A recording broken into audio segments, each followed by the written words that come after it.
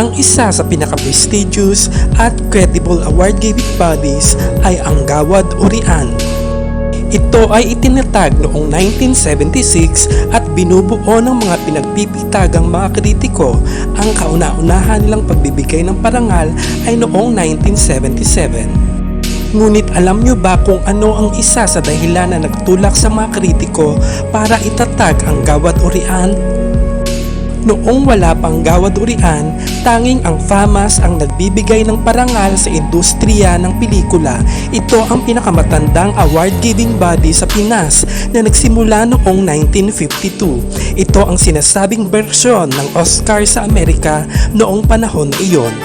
Ngunit sa pagtagal ng panahon, unti-unting nababahiran ng kontrobersya at intriga ang FAMAS na di umano ay may bayaran na nagaganap.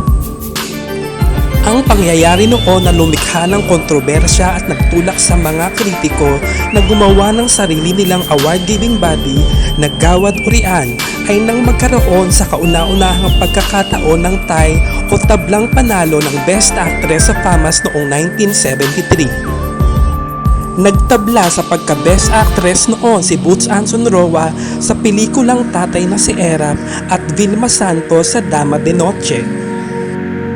Lumikha ito ng kontrobersya at bulong-bulungan na di umano ay may bilihan ng award sa FAMAS at unti-unting namantsahan ang kredibilidad nito. At dahil dito ay nag-usap-usap ang mga manunuri ng pelikulang Pilipino at noong ngang 1976 ay itinatag nila ang Gawad Urian na counterpart naman ng New York Film Critics Circle Awards.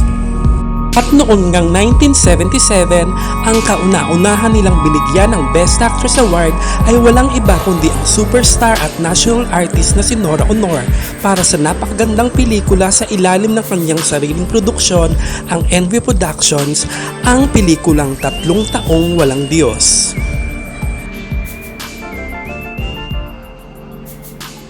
Maraming salamat sa panonood at hanggang sa muli.